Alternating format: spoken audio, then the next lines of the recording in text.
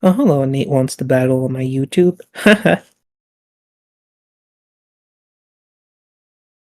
Nice. I wonder if he's going to show up at the Sonic Symphony. I'm wondering. Oh, I think we're live. Oh, yay. We're live? Oh, we're live. Okay, awesome. All right, bye, Chris. Oh my God, we're live, guys. Yes. Yay! Welcome everyone to the Sonic Lore with Radar episode 2. And we are going to be talking about the lore for the Dreamcast era. And of course, here I'm your host, Leah Serenity Rose. And we are joined today with my co-host Sonic Boone. Hey, hi! Pleasure to be here. And of course, the one that we all are going to be sitting down for class is the amazing Radar. Welcome to class, everybody. Welcome to Sonic Lore 101. Hello, I am Radar the Main Wolf. I'm more commonly known as Funfoof the Cartoon on wherever the heck you may find me on the internet. And this is Sonic Lore with Radar. This little fun series that Leah has started with me in collaboration, where we will be discussing the lore of Sonic the Hedgehog. As of recently, Sonic's lore has been getting cleaned up by the lovely folks over at Sega.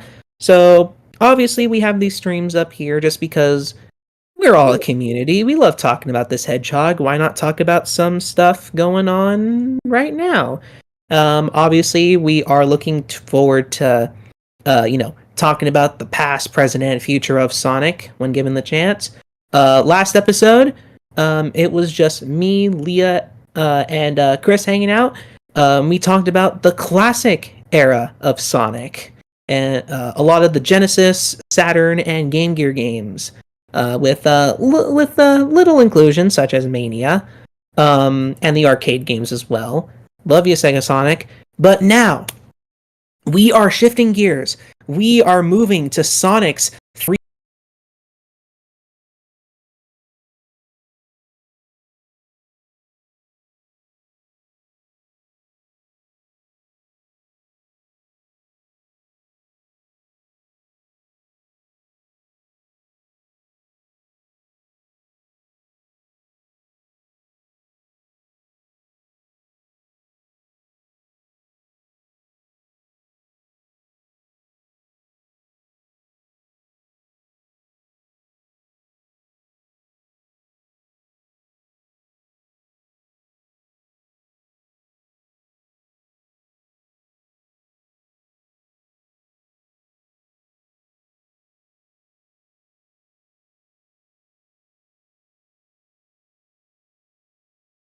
30th anniversary comic and the Knuckles and Fangs 30th comic.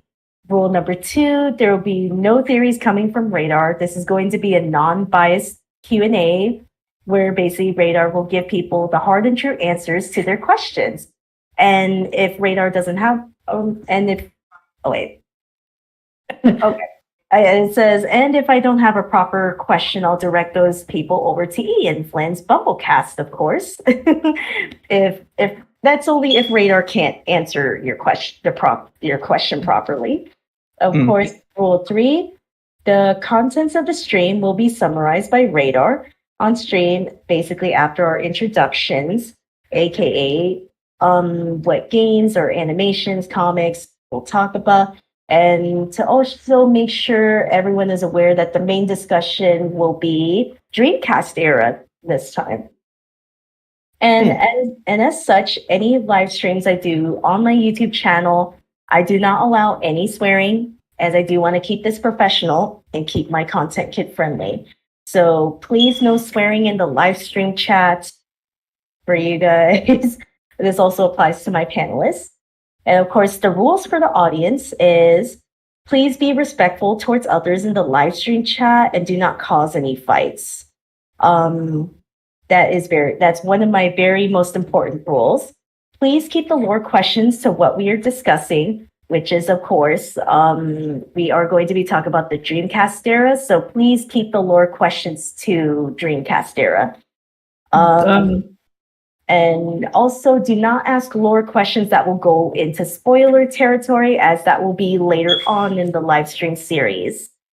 We, of course, spoilers, we don't want spoilers.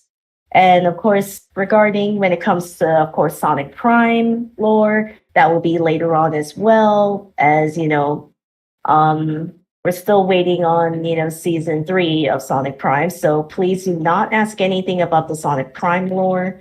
Also, please do not ask any inappropriate questions in the live stream chat, as we are discussing Sonic lore. So please keep the questions to Y to PG questions. And of course, as I mentioned, please do not swear in the chat. So that's all the rules for Sonic lore with Radar. I know it's been a while since we did this, but I just wanted to reiterate the rules for you all. Admittedly, we are rusty here, ladies and gentlemen, but we're gonna get used to it. Don't worry. It'll be fine going on into modern when we do that next stream. But also with the rules, I do want to exclaim this, since I did talk about it on Twitter. Since we did have the Classic Era live stream, you are also allowed to ask questions in regards to the Classic. This is we aren't just going we are not just going to be sticking to just what we're talking about today. If there's any questions you have in regards to both Classic and Dreamcast, you are more than welcome to answer it. Anything that is in regards to modern IDW, Prime, or anything else and the like, those we will not be answering. Those are to come in the future streams. And however, like I said, you are allowed to ask Classic questions alongside the Dreamcast discussion, but we will not be dwelling on Classic unless we do need to, in reference to a Dreamcast game that talks about, for example, there's a kid in Station Square that Sonic talks to in the Japanese dialogue, in which the kid talks about they recall Sonic involved with Little Planet and Angel Island. Just here and there things, really. But that is what I have to say in regards to the rules. But everything else that you did hear from Leah does count. Mm-hmm. And I think we might as well be ready to go. Oh, no, we do need to talk about what games and what animations and other media are involved with the Dreamcast age, as I did talk about that in the past. So I don't exactly remember how I compiled it before, but I do have my currently in progress timeline of Sonic the Hedgehog, which I did actually rearrange since the last stream to where it is now divided between the games of Sonic's past and the games of Sonic's present, as well as their respective medias. So obviously we are here at the modern present tower, as I like to call it, and we will be talking about a specific chunk anyways, because a lot of it does go into modern, but don't you just love it how Sonic structured these things? But we will be talking about mainly the adventure games, of course, Sonic Adventure and Sonic Adventure 2. We will also be talking about Sonic Shuffle. We will be talking about the Advance Trilogy, Sonic Heroes, Shadow the Hedgehog, and Sonic Battle. We will also be talking about the games of Sonic the Hedgehog 4, as common knowledge goes. Sonic 4 is supposed to take place right before the adventure games. And as we all know, classic Sonic is Sonic from the past. And Sonic 4, while it is technically a classic game, it does involve the modern design choices of the Sonic world. So it is placed here in the Dreamcast era. So at least that is how I have structured it. But yes, just these main games here are what we're going to be talking about. And that is a smaller chunk of what is yet to come. But yes, now that we have discussed that, I think it's time to get ready. I just hope that my microphone doesn't cut out on me because I am using my computer instead of my phone this time. Am I good, guys? Yes. You sound great. Good. That's great. That's awesome. Again, Leah told me that apparently I sound better on my computer, so I'm going to take her word for it. So we are still rusty. I don't know what I did the last time. I'm pretty sure like I had like fun facts like in between questions that people asked me, but I don't know how I did that. So I think I'm just going to go with the flow and just mainly ask audience, you are more than welcome to ask any lore questions now. You guys could have started answering questions like as soon as the stream started, honestly, but go ahead, go wild, guys. And until those questions start coming in, does anybody here have a question for me? Ooh. Let's see. I'm curious about I think it was like in Sonic Battle with Emerald, I think. It was like I think they were called the Gizoids or something like that. They kind of connected, I think, with I'm trying to remember exactly, but can you talk to us about that lore for the Gizoid that they mentioned in Battle? So, if you guys, just to give a brief summary, Sonic Battle is a game where Dr. Eggman was going off of his grandfather's diary, the proclaimed Professor Gerald Robotnik, and it was around the time when Gerald was still on the Ark. He had come across this alien robot, and it was called the Gizoid. It was called a Gizoid, and this robot in particular was, well, I prefer to him as Emerald. Just well, I'll talk about that. I'll talk about the pronunciation in a bit, but yeah, Emerald was created supposedly by what they're supposed to be called the fourth great civilization, I believe is what they were referred to, or it's either great fourth or fourth great civilization. I haven't really fourth great civilization, I'm pretty sure about that. And they were they didn't really have much of a connection towards like a bunch of the Sonic lore. It seemed like very contained, basically. Not really much is known about the fourth great civilization's time frame, really. All that we know is that they had the knowledge and the technology to create the Gizoids, and they knew about the Chaos Emerald, as most ancient civilizations do in the series.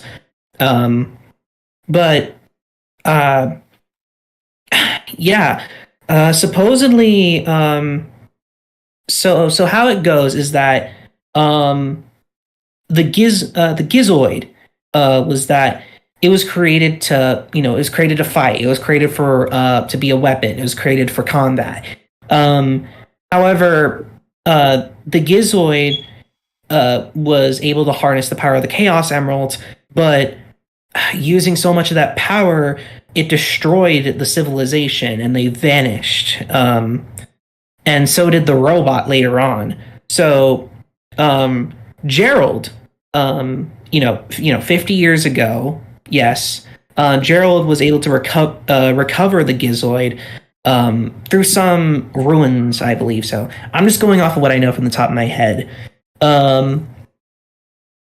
Gerald obviously knew how dangerous this robot was, but he did use the Gizoid in order to bribe the United Federation so that way he can spend more time on Project Shadow.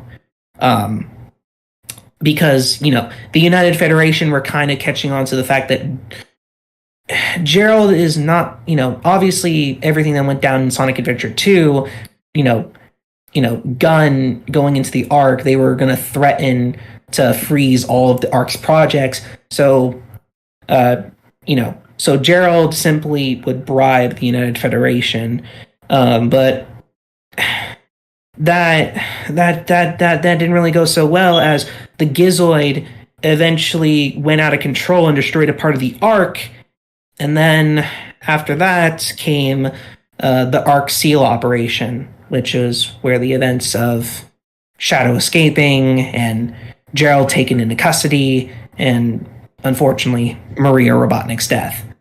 Gunn was able to retrieve the Gizoid later on. However, in the present, Eggman came across the robot, and he would obviously try to use it, in order to stop Sonic and take over the world. However, the Gizoid, which was later named Emerald, it refused to listen to him for some reason. So Eggman simply just tossed it aside. Eggman just decided to just toss that idea out the window. However, the robot would later be found in Emerald Town, where Sonic was hanging out at. And he would find Emerald, and he would establish a link with Emerald. And if you don't know what a link is a special bond that was able to be formed with Emerald. As Emerald did form a link with Robotnik, Gerald Robotnik, all those years ago. He's Emerald is able to establish. He was only able to establish a link with one person at a time. So the characters he interacted with, like Tails, Amy, Knuckles, Shadow, Bruges, Cream, those that were available to be played with, essentially, they would create their own links with Emerald. And there was a lot of fighting in Sonic Battle. There was a lot of fighting, very much. I mean, when the game's called Sonic Battle, what else do you do? But yeah, Emerald was able to spend a bit of time with the characters, get to know them better, able to understand that while he was created as a weapon, he could have also been so much. He was also able to be so much more. Especially since he also formed a familial bond with Amy, considering him his mom even. But unfortunately, Emerald was gathering the Chaos Emeralds and such. It got to the point where Eggman was going to be using the Death Egg again to basically, take over the world and such. So Emerald activated a final program in which it would destroy himself if he went out of control due to the Chaos Emerald's power. And unfortunately, this was the outcome for Emerald, that unfortunately Sonic had to defeat him, and he just ended up vanishing. It's a bit sad knowing that this robot was able to establish a bunch of bonds with all of our favorite characters and was able to find a new purpose through that, but he didn't really get to live to see it through. And while Eggman's plan was beaten, Emerald would eventually live on through other means, of course, but we will talk about that eventually. But Emerald, once a robot created to fight, was able to learn through Sonic and his friends that Emerald, could have been. Emerald understood that he was a whole lot more than what his programming was. Obviously, man, this is such a tonal shift compared to the classic stream. You can really tell where the story goes after classic. I'm just saying. But yeah, Emerald only really stuck around for one game, but again, he is able to live on through those he shared a link with, and also his well, we'll have to talk about that another time. Yeah, that is mainly what I know, at least what I remember of Emerald and Sonic Battle. I'm sure there's a lot of other context that I may have forgotten, but that is the best I can sum it up for him. And that shouldn't have taken as long as it should, but yeah, that's pretty much what you need to know about Emerald. Ooh, that I was always fascinated by that storyline in Sonic Battle. And then when they mention, like Professor Gerald, I'm like, whoa, what? I was like, that's pretty interesting. I never thought they would mention Professor Gerald. Yeah, in this game. Yeah, so yeah, it is this interesting thing where Sonic Battle came out during this time where the lore of Sonic Battle is currently being it's currently being talked about between the lore team at the moment, and Ian Flynn has talked about his thoughts on Battle's lore, because a bit of it kind of goes, it comes and goes and weaves through stuff that's been established in other games. Battle came out before Heroes did, which is an interesting thing. Battle came out before Sonic Heroes released, but the game, this was after Sonic Adventure 2, and people thought Shadow was already dead, but then he comes back in this game for some reason.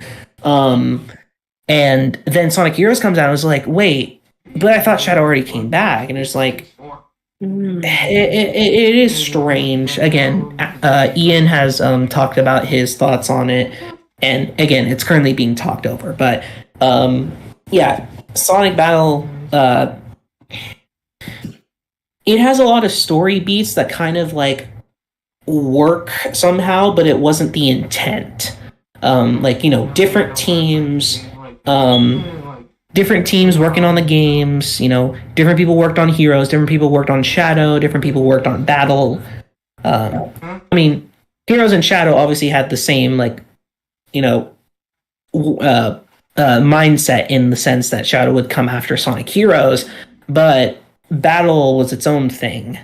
Especially when you think about the fact that Rouge talks about Omega in Sonic Battle, but Battle came out before Heroes did, and Heroes is where Omega debuted. So again, a lot of it works, but it wasn't a lot of what in Sonic Battle happens to work with wasn't the intent. But yeah, this is where things start to get a little bit more confusing in Sonic lore, but we're just kind of going to roll with it. That's all I really have to say on that. Sorry about that. Yeah, when as soon as you mentioned, I was like, is Radar going to mention that Rouge mentions Omega in Sonic Battle? No. I was going to get to that. Don't worry. That's a key part that I know of in terms of Sonic Battle. Because that's when Chaos Gamma comes into play. If you guys don't know, Chaos Gamma is exactly what you think it is. Basically, Eggman took the remains of Gamma after he blew up in Sonic Adventure and created a different robot, but it still went under E102, just for the sake of fighting, and Gamma won't go against Eggman's commands this time. So and when Rouge came across Chaos Gamma, she was reminded of Omega. And again, at the time, Battle came out before Heroes. Who was this Omega that Rouge is mentioning? So a lot of Sonic Battle, but that's how it goes, I suppose. Oh, Boone, looks like we have a question from Dino Kaiju in the live stream chat. Would you like to read it? Sure, yeah, let me get it. Let's see here. When and where was it revealed that Sonic 4 takes place during the Dreamcast era? That really took me by surprise. Yeah, I knew someone was. I knew someone was gonna bring this up. Sonic 4 is definitely an interesting thing, because Sonic 4 is supposed. Sonic 4 is meant to. Well, it's called Sonic 4. What else are you gonna take? It's taking place after Sonic 3 and Knuckles. But there was a lot of weird choices in regards to how Sonic 4 was going to be put out there to the public. Obviously, if you pay attention to stuff like in the background of Casino Street, you can see a bunch of billboards that say Sonic the Portable, in which this game was possibly not really meant to be called Sonic 4 in the first place. It was just meant to be like a Sonic spin-off mobile game at the time. But it got changed to Sonic 4 for whatever reason. But essentially, Sonic 4 does take place after the events of what is known as the Death Egg Saga, which is Sonic 1, which is mainly Sonic 2 and 3 Knuckles because of the Death Egg being involved. But we can just we'll refer to that as the origins, obviously. So 1 CD, 2, and 3 Knuckles. It's supposed to take place after Sonic 3 and Knuckles, but a lot of things were changed in. Yeah, this is just one of those things where again it gets confusing. But yeah, basically it takes place after the events of Sonic 3 and Knuckles, but Sonic 4 has the modern designs of Sonic and Eggman. Basically after Sonic 3 and Knuckles, like way sometime after, Sonic and Tails and Knuckles, they've all parted their ways and they've gone to explore new territories.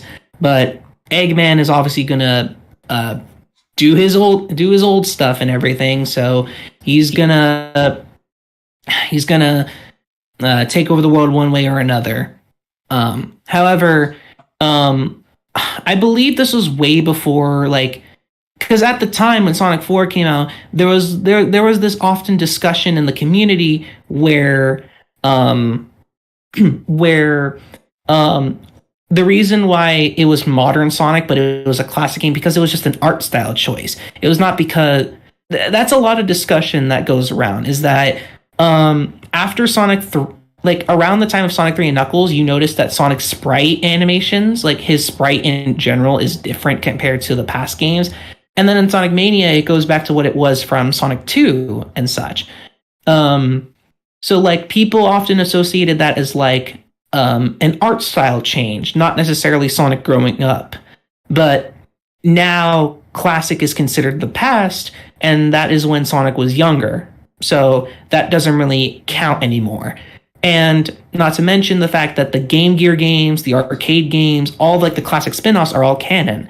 So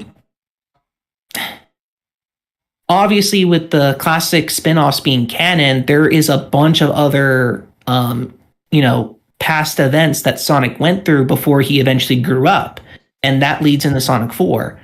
So it is mainly due to the fact that classic is considered the past now, and since Sonic 4 does have the modern designs, it is when Sonic is all grown up and everything.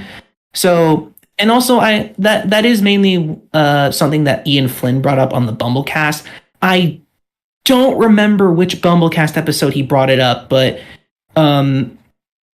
it is mainly just in line with the new lore that they've been establishing from Tales 2, which I will only mention in terms of referencing. Tales 2 is on modern media, so we will not be necessarily talking about it too much, but just in reference. So Ian Flynn talked about it on the Bumblecast, but mainly the reason why Sonic 4 would take place before Adventures, because, well, Sonic's all grown up now. It's a classic game, but it's not in regards to, he doesn't look like this anymore. He looked this. And not to mention, there was also the theory of the fact that Sonic 4 would take place in the modern era.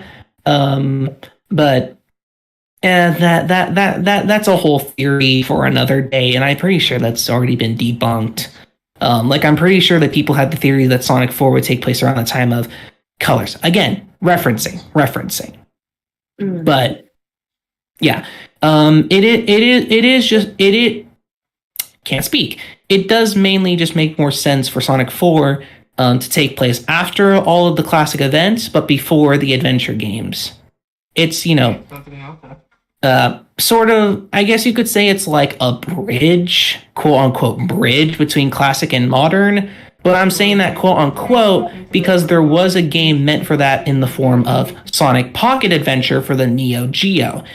But unfortunately, that game has been considered non-canon due to legal reasons. So, and I can talk about that because that did come out around the time of Adventure. But again, legal reasons, unfortunately.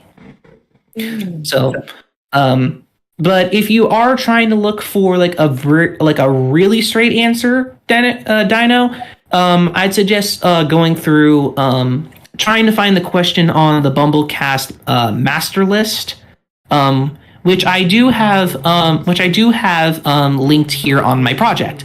It is a Google Docs. It is a Google spreadsheet which Ian Flynn and his co-host Kyle Krause have compiled all of their questions that they've ever answered on the show. And if you're looking for something like that, you can find it here. I hope that helps. Wow. It's just very interesting, to know about that, because at least we have a better idea that Sonic the Hedgehog 4 takes place before the Sonic Adventure games, which is quite interesting. And I had a feeling too, but I love your explanation, Radar. It makes a lot more sense. It's honestly the best I can come up with because I can't really quote Ian Flynn like word for word on what he's ever said in the past. Again, it is just mostly in line with the new lore. Classic is the past, and that's when Sonic was younger. This was when he became older, and this is during the modern times. It just relatively makes sense in that regard.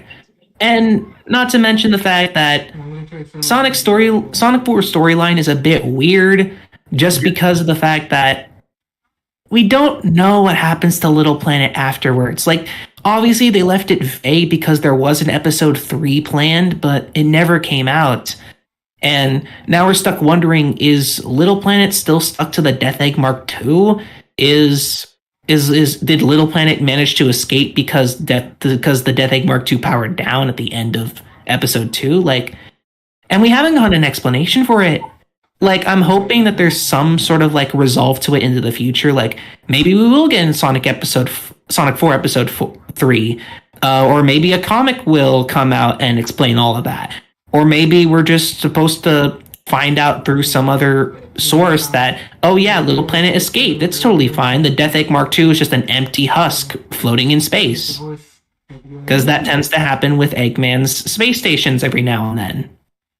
Unless they get blown up.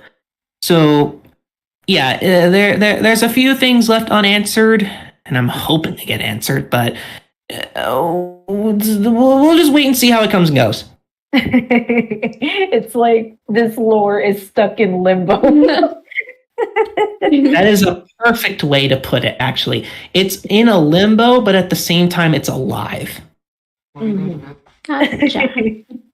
Can we just take a moment to appreciate how much work Floof puts into this?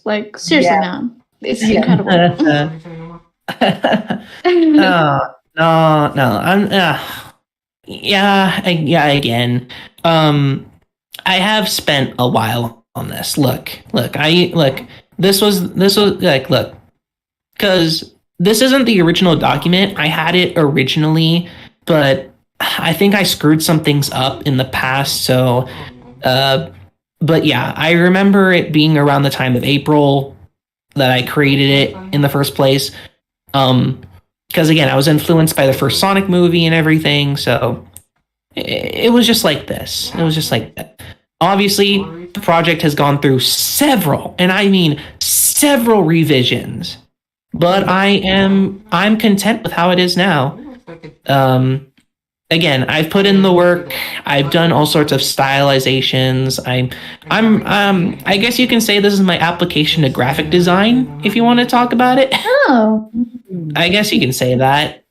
I mean, I'm not really looking into graphic design, but like if someone were to, if anyone wants to hit up my DMs or anything is interested, here's my portfolio. Almost 200 pages of Sonic the Hedgehog. I'm sure Leah could talk to you about graphic design. I'm sure I'd love to learn. I'm sure I'd love to learn from her.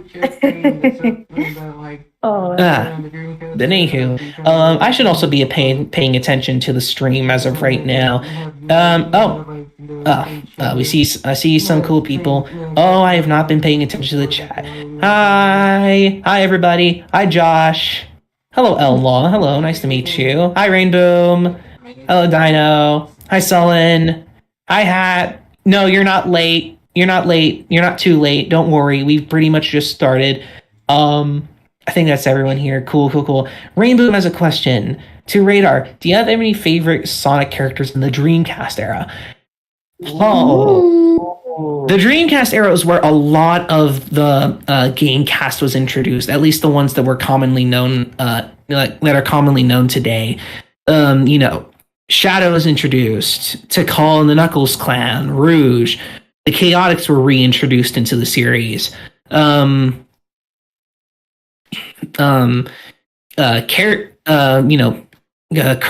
Vanilla, Cheese, the entirety of the Chow in general. Characters like the Black Arms, characters in Gun and the United Federation. Emerald and Gmerald as well. There's a lot of characters I can choose from, but it's so hard just because I do enjoy them a lot. But if I just had to choose, just some characters, if I just had to choose, honestly, I gotta give it up for Heroes for bringing in the Chaotix. I love those guys so much. You guys don't even know how happy I always am to see Vector, Charmy, and SBO. They are a treat to have in any story in Sonic. Like it's always just fun seeing them all together. I'm pretty sure I'm like one of the only people who actually like playing their stages in Heroes, just because I prefer to like explore the game. Yeah, I do like playing as Team Sonic, just running around and everything, but I like to explore the levels. I like the Sonic robots a lot. I'm probably like one of many people who like the Sonic robots. Metal Sonic's been around and such.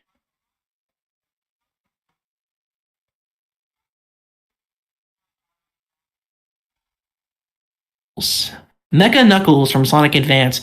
I know, obscure choice, really, but like, later on, Mecha Knuckles does get his due in the future, but like, I just genuinely enjoyed the fact that we had this character, and it's a shame that he wasn't brought back. But you know what? Considering what happens in the future after Advance, I'm happy he stuck around. Which actually, that is something I can bring up. I'm ready for a Radar fun fact. Are you guys ready for a Radar fun fact? Yes. Yes. Alrighty. So, speaking of the Sonic robots, here's Radar fun fact of the Dreamcast era. In Sonic Adventure, so let me talk about that for a second. In Sonic the Hedgehog 2, well, obviously in Sonic CD, we were introduced to Metal Sonic. In Sonic the Hedgehog 2, we were introduced to Mecha Sonic. And in Sonic the Hedgehog 3, we were introduced to Mecha Sonic Mark II, who you may... obviously, the difference between Mark 1 and Mark II, Mark 1 was on the Death Egg, Mark II is fought in Sky Sanctuary. However, there is the existence of a Mecha Sonic Mark III.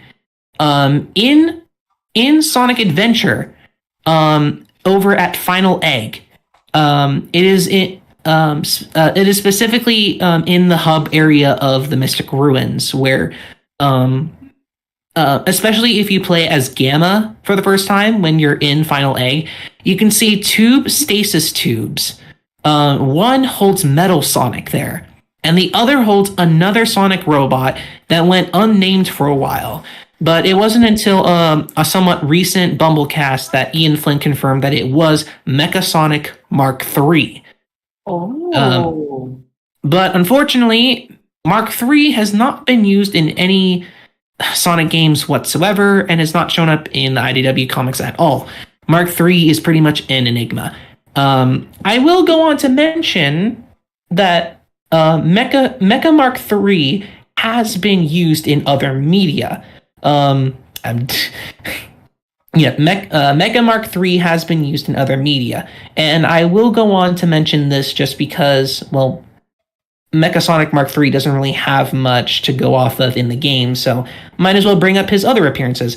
Mecha Mark III made an appearance in the Sonic Archie comics in the form of Silver Sonic version 2.0, which was a Silver Sonic robot that Dr. Eggman made.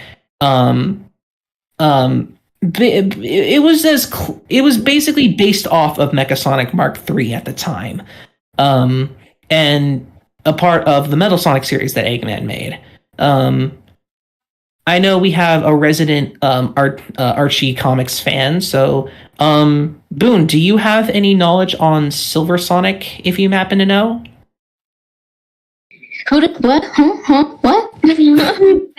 I was talking about Mecha Sonic Mark III, and in reference, there was his other iteration from the Archie comics, Silver Sonic version 2.0. Eggman used it to destroy Station Square. I don't know if you happen to know about that story by any chance from Archie. I'm not sure, because to be fair, my brain is a little foggy on that area. I mostly just wandered in the Ian run. So I don't know if I have an answer for that, but I think maybe Shard. I'm not sure. Don't quote me on that. Yeah, fair enough. Because I know there's a lot of other Silver Sonics that show up in the Archie comics. Yeah, you know what? Fair enough. There were just so many robots. It was crazy. I understand. I understand that. But yeah, again, not really much to go off of Mark III as of right now, but I am hoping that he does show up in the future, whenever that may be, really. So for right now, we simply wait. Simply wait, lie, and bide our time. I know why you're laughing. Thank you. But yeah, that is my little fun fact. So let's see here. Has anybody been hanging around? I don't see any current questions at the moment. So, yeah, I don't happen to see any questions right now. So, does anybody have, Leah, do you have any other questions by any chance? Oh, yes, I do. I've been wondering about the moon, because we all know that in Sonic Adventure 2, when Eggman decided to test it on the moon, right? How's it that when we see the moon, like, I guess like in the later games, the moon seems to be fine, even though half of it is like gone. I've always been curious about that, actually. Yes, the very much age-old question in this franchise. So, let's talk about that. So if you guys don't know, well, if you're a Sonic fan, you should obviously know, and if you don't, where the heck have you been? In Sonic Adventure 2, Dr. Eggman had recently been able to acquire possession of the Space Colony Ark, and he had presented to the world its power in the form of the Eclipse Cannon. a weapon that was attached to the space colony, built for a specific reason, but Eggman did not know that at the time. Simply, he would wish to use the cannon in order to show that to show to all of Earth that he was not going to be messing around and he was to take over the world in any way possible. So, to that end, Eggman would use the Eclipse Cannon and show off its power to the people of Earth by blowing up half of Earth's moon. And that would be a very interesting thing to happen, as the moon blew up. Half of the moon is gone. Mhm. How do you come back from that? Seriously, people gotta wonder these things. And I myself have as well. I know a lot of other people have talked about it. But yeah, so the moon has been, half of it has been destroyed. But going off of the next game, supposedly that comes out after Sonic Adventure 2, which is Sonic Advance, the moon is fine. Mhm. Yeah, so for some whatever reason, because the moon is literally a playable, the final level of Sonic Advance when you're fighting, when Super Sonic goes up against the Super Egg Robot. The moon is okay. Like, we don't see the effects of Adventure 2 at all. And that's considering the fact that Advance came out like very much sometime after Adventure 2. I don't know why the moon is fine. And then, again, the moon is okay when we see it again somewhat in Heroes. Somewhat, I say somewhat, because in Hang Castle, it's like some sort of Halloween-type moon, and I don't know if that really counts. But in Shadow the Hedgehog and such, the moon is okay. The moon's okay in Shadow the Hedgehog, Sonic 06, Sonic Unleashed. Again, reference, game after game after game. The moon's fine. The half of it's not gone. And no one really knows why. Why Sega chose to do this. Some weird retcon that they chose to do or something. Like, the moon's just fine. Like, we really do not know any proper lore implication or anything why the moon is like that. The only thing that we have right now as to why the moon is okay after being blown up by the Eclipse Cannon is from Takashi Iizuka. If you guys do not know, Takashi Iizuka has been working at Sonic Team for a very long time. He worked on the classic games way back in the day. He was a game designer, and he worked on half of Heroes, mind you. He worked a lot on Sonic Heroes to the point where he almost kicked the bucket. He then became director. He became supervisor. He became producer. And yeah, Iizuka has come a long way since his early days at Sonic Team, and he's one of the higher ups over there at Sega. So, specifically at the Sonic Boom event in 2013, which was a celebration for the 20th anniversary of Sonic that was at Los Angeles, hosted by the wonderful Aaron Weber. Love you, man. Takashi Iizuka was asked in regards to the moon as to why it was okay after Adventure 2.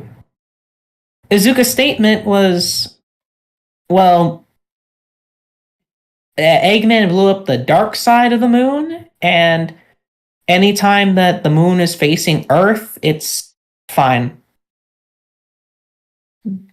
That is the explanation, that Eggman blew up the dark side of the moon, and anytime that it looks okay, we're facing the part that wasn't blown up. Which is not technically exactly how the moon works in real life, but you know what? It's a fictional series. We're just going with it until we are ever to get like an actual proper confirmation.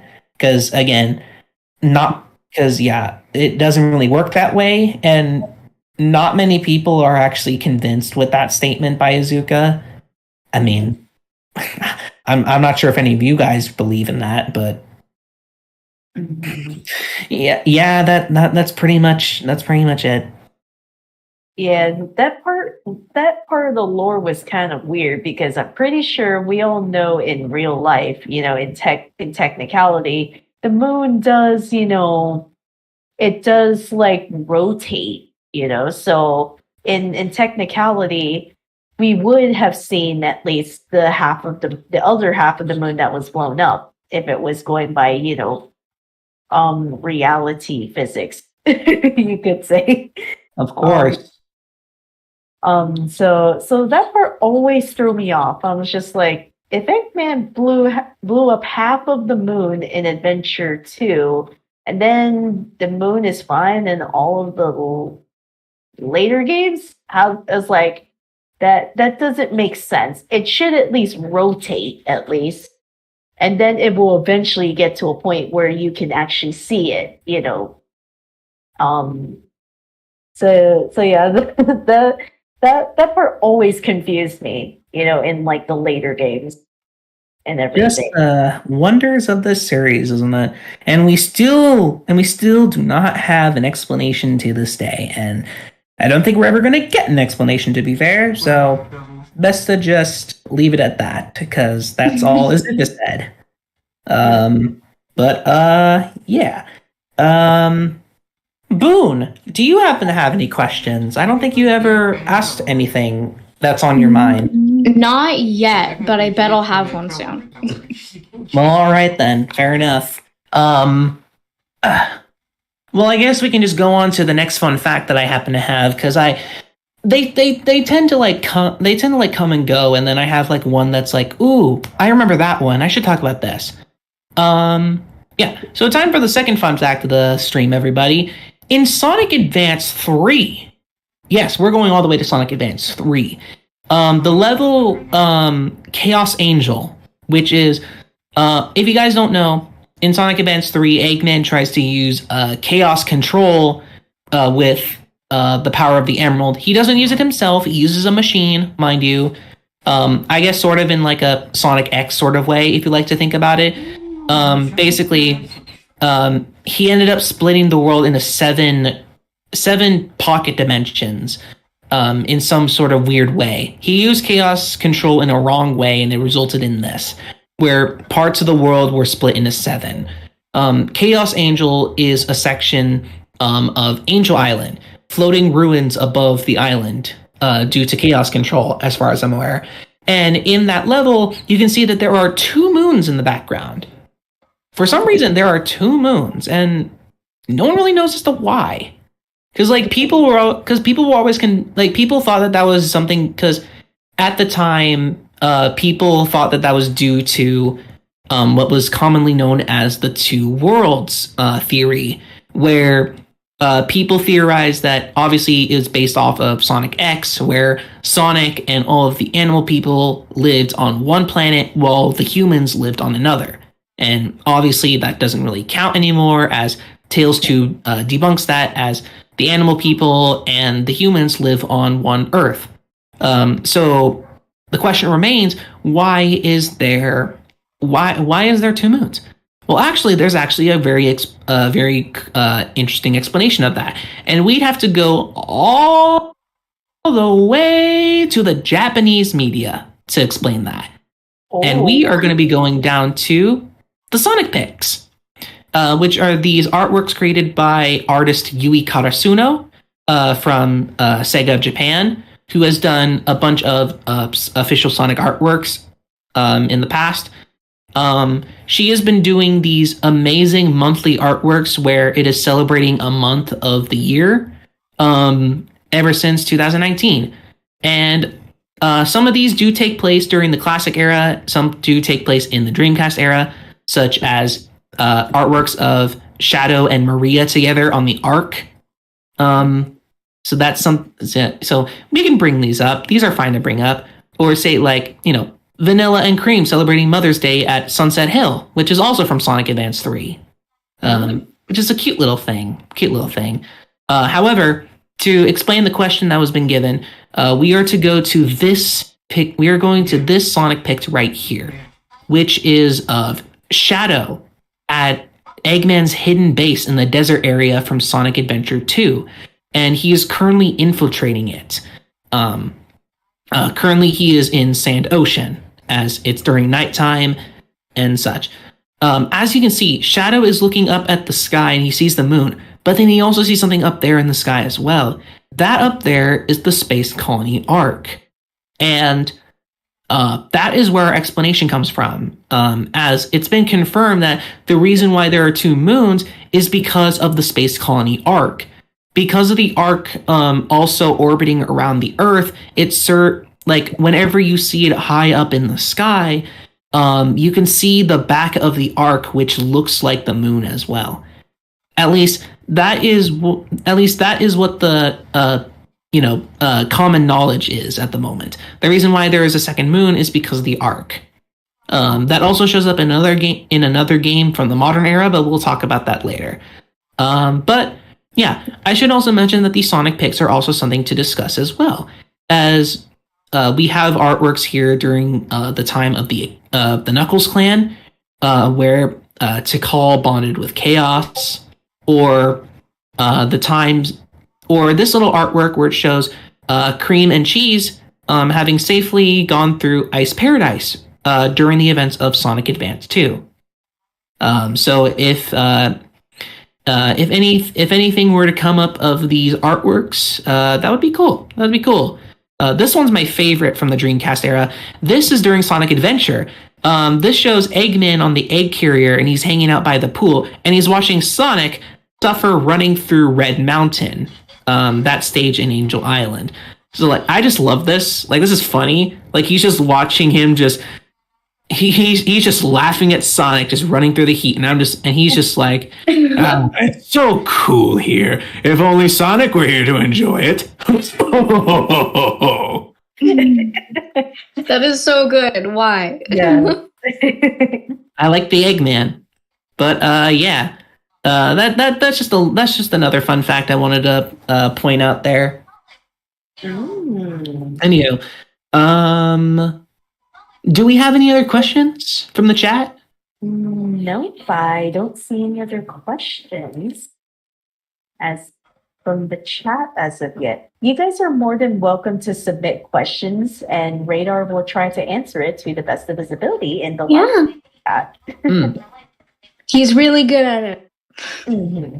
I try my best. It's nothing. I just try my best. That's all. Oh, there is a question here. Someone named True Press. Hello. But wait, isn't there a far side of the moon with the dark side being a myth?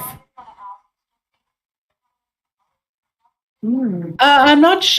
Yeah, there is a far side of the moon, but there is a far side of the moon, but it's just the fact that the moon also rotates in orbit with Earth as well. So if Sonic's Earth were to see Sonic's Earth would have been able to see the blown up part of the moon, because the moon also rotates as well.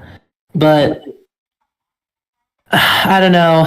It could be just the fact that Izuka explicitly said the dark side or something or other. Look, it's confusing already. Okay, it's confusing. The fact that it's just fine. And not to mention that we have to deal with two moons, and then there's an evil moon. We'll get to that in the future.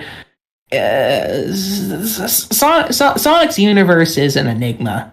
It is just so interesting. So interesting. But that's why I love it so much. Ain't that right, folks? Yes. Yeah. We all know that for a fact. Yes. So, I don't have any fun facts at the moment. Any other questions, guys? Or Leah, did you want to finally ask another question? Yes, I do. I am curious. Does Sonic Advance 3 take place after Sonic Battle? Because I am looking at your Google Doc, and it's like after like Shadow the Hedgehog and Sonic Battle. So I am curious about the the timeline of where Sonic Advance 3 kind of takes place. Yes. So, there pretty much is. There's an unofficial set timeline of the events of the Dreamcast era that people often go off of, just in the sense that it makes more sense that way. And I will go in order of those games. Obviously, the first one to think of is Sonic Adventure, because that sets up a lot of things in advance. Shuffle is in between Adventure 1 and Adventure 2, just because Sonic Shuffle technically takes place in a dream that Sonic, Tails, Amy, and Knuckles all have. So it doesn't. So apart from explaining how imaginary world is, it doesn't affect the main canon in the real world. So it's of the rules that it's fine to be here, because it doesn't really affect the canon too much. It just explains how dreams work in that universe. And also because, release dates, so makes sense. Then after is Sonic Adventure 2, and then after is Sonic Advance. Obviously, it would make more sense to have Sonic Advance take place before Adventure 2 because of the moon, but that there isn't really any weight to that sort of idea. That's something I used to go off of, but then I just decided to go off of release date orders, since Ian has encouraged that for most games. If they don't really have much of a proper timeline placement, then best to go off of release date orders. So after that would be Advance 2, and then after Advance 2 is Sonic Heroes, because mainly because of Cream. Advance 2 was Cream's first debut and her meeting Sonic and the others. So and then obviously Heroes has to happen with everyone here. And again, Adventure 2 and, Team Dark and everything. But mainly Heroes takes place after Advance 2 because of Cream and her, her and Cheese meeting Sonic for the first time. And then, and then her joining with Amy and Big to find Froggy and Chocola. Then after Heroes, going off of release date orders, it makes sense because, Battle has to be up here, but it really doesn't make sense because, again, Shadow reappears here in Heroes. But we're getting there. After Heroes is Shadow the Hedgehog, where this is where at the point where Shadow's amnesia has not really helped, but as we all know, at the end, he does regain his memories and he finds out who he really is. And what he remembers the Ark. He remembers his life on the Ark. He remembers Maria and Gerald. He remembers everything that has happened. And as we all know, Eggman was the one to save Shadow and put him in the stasis pod in Heroes, as evident by a piece of dialogue when Super Shadow is fighting Devil Doom. So then Battle is after Shadow. This is mainly due to the fact that even though Battle takes place before a lot of those games, it only really makes sense to have Battle take place after Shadow. Because here in Battle, Shadow already remembers Maria and Gerald. And again, as we've already talked about, Rouge mentions Omega. So obviously after Heroes and everything. Rouge also mentions that Shadow isn't supposed to really be fighting because he's supposed to heal from something. Though I originally thought that was a reference to Shadow. I originally thought that was either a reference to Shadow the Hedgehog after he fought Devil Doom, or it was in reference to when he fell from the Ark in SA2. But no, I just found out that he can't be fighting because he's healing after he got jumped by one of the robots, the guard robos of Eggman's. I found that out. He got jumped. That's a funny thing to think about. Shadow got jumped, everybody. Game of the year. But yes. But yeah. Again, it's one of the things where this was not the intent, but it makes sense this way. It makes sense for Battle to take place after Shadow because Shadow already remembers Maria and Gerald. even though there is inconsistencies with the Chaos Emeralds and such, and how Shadow utilizes them and a bunch of other things, but hey, it's the welcome to the Sonic series, everybody. The Sonic is famous for Sonic is consistent with its inconsistencies. Yeah, but yes, Sonic Advance 3 does take place after for one thing, Gemerald. After Emerald self-destroyed itself, Eggman was able to retrieve Emerald's data, and he was able to create the successor to Emerald. And obviously that would be in the form of Gemerald. That is mainly the connection there. Advance 3 takes place after battle because of Emerald's data and Eggman using that to create Gemerald. Because as we all know, Gemerald was once an enforcer of Eggman's, but much like Emerald, Gemerald went crazy powered up by the Chaos Emeralds and was ultimately defeated by Sonic and as well as Eggman, who joined in. But thankfully, Gemerald did have a happier ending, unlike his predecessor, as Gemerald was found by Tails, and he would get no. Gemerald was found by Cream, and Tails would help repair Gemerald, and Gemerald would later become a friend and a family member of Cream and her family. And that is basically the story. Which is a cute thing, a happier ending for a robot in this series, because we were definitely not going to have to suffer an Emerald 2.0 situation. No, we actually get to keep this one this time. And of course, unfortunately, Advance 3 was Gemerald's only appearance in a video game so far, but he has had other appearances later on in Reboot Archie, and of course, more prominently, as we know, in IDW. We will obviously be talking about IDW later on in the future, but yeah, that is mainly the thing. Emerald has been subtly referenced in the future, but Emerald lives on in Gemerald, basically. Very interesting.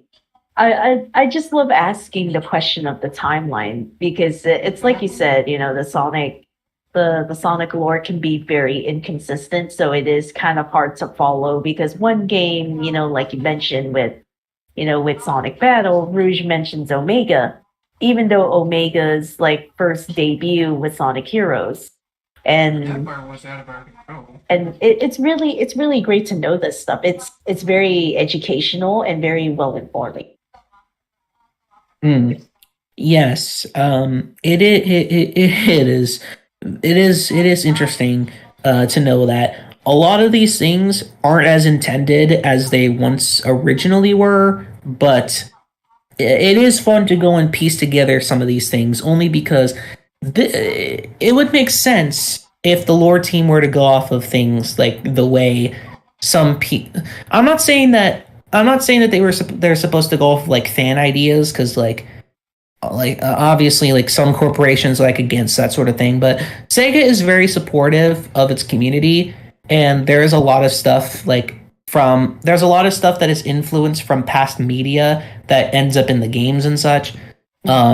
So, like I had mentioned in the past, there's a bunch of stuff from the Archie comics that moved on over into the classic characters, such as the Hooligans and Honey the Cat. This one would be an interesting one, as it's time for fun fact number 3, in terms of the Dreamcast stuff. And we're going to the Chaotix for this one, because this is an interesting thing, now that I bring it up. So, Espio, Charmy, and Vector, they are completely different from their past selves. That has been established in Heroes. That's something I need to bring up as well, because that's now that we're here. So, Espio, Charmy, and Vector. It has essentially been said by Iizuka that during Sonic Heroes, they basically rebooted the characters into their modern selves and such. They are completely different to what they once were from Knuckles Chaotic, which was their original debut. And not to mention the fact that they've also been redesigned as well. As you can see here at the Chaotix loading screen, they look similar to what they look like now, but obviously there is a bunch of different design choices and such. Not to mention a bunch of age retcons, as the main one being Charmy over here was originally a teenager, but when he got put into Heroes and rebooted into Modern, he became a 6-year-old kid. I believe Vector was also a teenager as well, until in his Modern incarnation, he's now an adult, with SPO pretty much staying the same as far as I'm aware. But yeah, so that's an interesting thing to go off of, mainly because there has been talks recently. There has been talks recently that the classic Chaotix may get a reappearance in the future, but it's very, very recent information and a very recent hashtag knowing smile. If you guys know, you know. But yeah, going off of going off of characteristics, as I mentioned before, the Chaotix in their appearance in Heroes are completely different to what they once were in Chaotix. Though that does raise the question: if their classic incarnations were to come back, how different would they be, or would they be different at all? Because things have changed between. Things have certainly changed between early 2000s. So, and we're still in the early 2020s. So, I guess we'll just have to wait and see how that's gonna play out. But, yeah, that's another thing. I'm sure that's common knowledge to most Sonic fans, but if you didn't know, yeah, there you go. Very interesting. Yeah. Let's see. There doesn't seem to be any new questions here. Hello, Angie there. Hello in the chat. Oh, Angie. Hi. Yeah, there doesn't seem to be any new questions. So if you guys are up to ask another question, feel free. Boone, do you have a question? Not yet, but I'm cooking one up in my head. When Boone's cooking, it's really good. Trust me on that. She knows how to cook.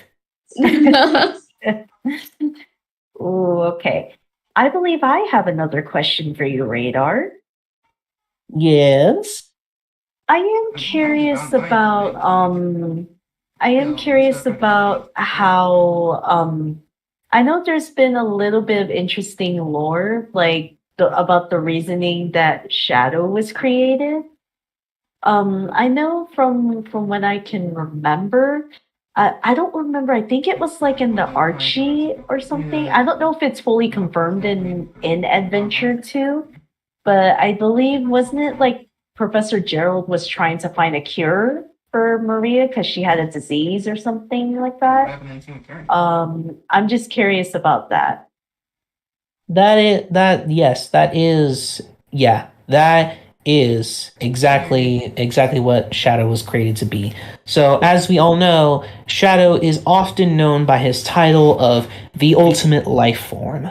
But why exactly is he known as the ultimate life form? It was because,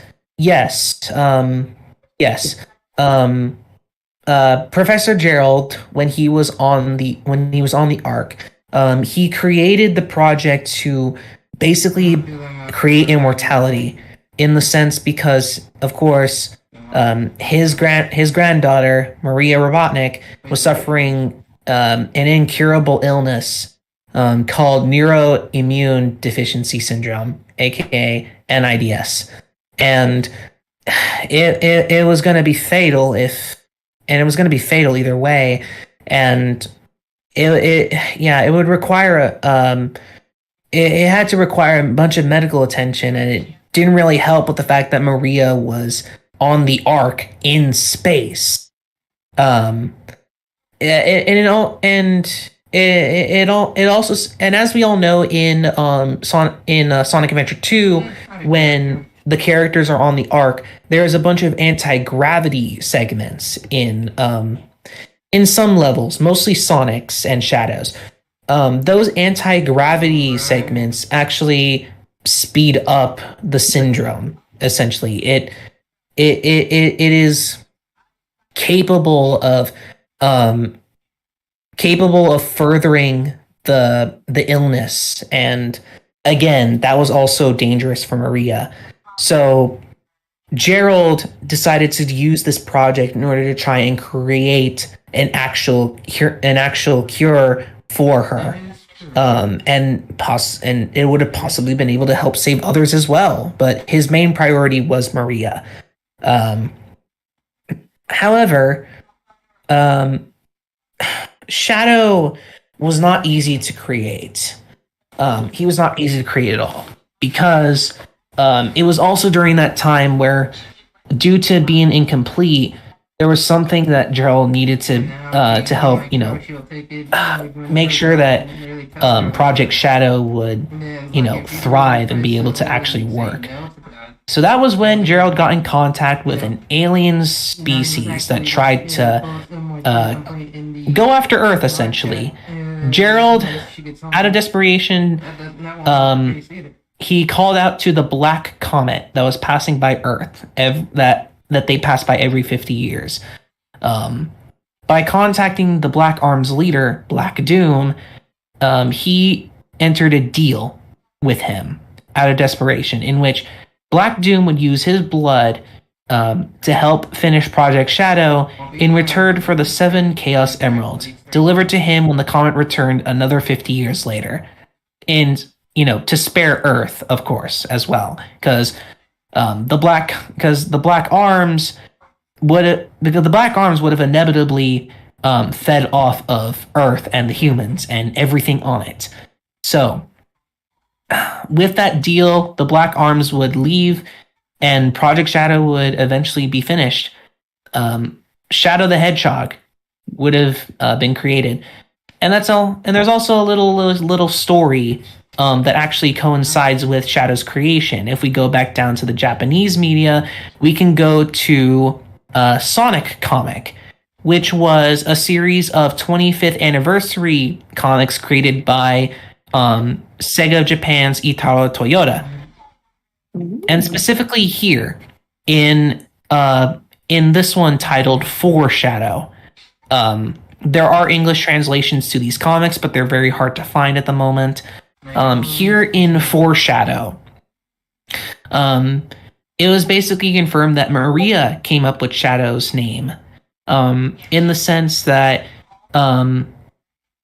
she thought it sounded cute, but she also believed that the reason why she named him Shadow is that shadows could teach people the way to the light. Even though Gerald didn't really prefer the name, Maria thought it sounded fitting. And, well, this story also reflects on Shadow remembering Maria and such. So that's a little cute thing there. But yes, should probably fix that. There we go. But yeah, Shadow was created to basically help cure Maria. As there would have been a few more things to happen before Shadow would have been able to help her, but the fact that Gerald was able to create him in the first place knew that the plan was going well, and there was a big step towards satisfaction. Mm-hmm. But as we all know, that satisfaction never came, and it never would. Mm-hmm. That's pretty interesting. So it was basically, according to that Sonic comic, Foreshadow. I actually love the pun of that. Foreshadow, yeah. But that's quite interesting, reasoning that Maria decided to name Shadow. And As soon as you said it, I'm just like, this is starting to sound like Kingdom Hearts stuff. With the shadow and light. Now, don't talk to me about Kingdom Hearts. I already went through that whole like a long time ago. But that's been interesting. And the fact that Gerald Robotnik was not keen on the name.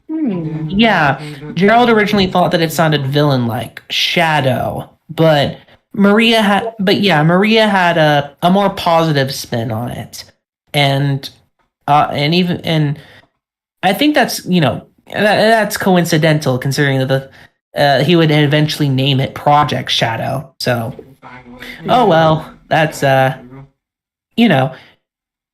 words to live by, I suppose. That is mainly why Shadow was created, and it was to help his best friend. Shadow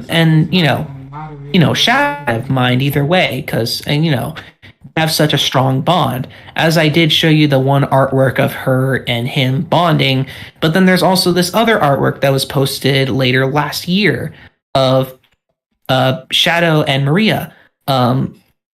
This one, apologies about that. That tends to happen a lot. Shadow and Maria here. This artwork was created to. This was created to celebrate people going back to school last year, and this is them learning about the heal unit that's seen in Shadow the Hedgehog. They're an invention of Gerald's, and it can heal both creatures and robots. So that's an interesting thing there. Actually, I'm pretty sure that there is a weapon that utilizes the unit. So, because we know what Shadow the Hedgehog is like, we love guns. But again, Shadow wouldn't have mind to help out his friend, but again, that day didn't really come, and it is sad considering how things went, but sometimes fate has it out for more than others. Shadow was one of them. Yeah. And of course that went down a long multiple story path. I was going to say like 5 paths, but I was going to say, oh no, that's not 5 paths. That I believe actually now that I mention it, I think it's time for the 4th fun fact. Yay! It's time for the 4th fun fact. And considering I said paths, most Sonic fans would know what I'm talking about here. Oh lord. This one is one that's obscure enough. So in Shadow the Hedgehog, obviously you know that you can take multiple paths after Westopolis, which is the first stage of the game. And depending on what path you choose, you can either go through multiple different endings. That either goes to the neutral path, the neutral hero path, the neutral dark path, or the dark path, or the true hero path and true dark path. And obviously that, different levels, different combinations of stories that you get. And actually to that, and through that,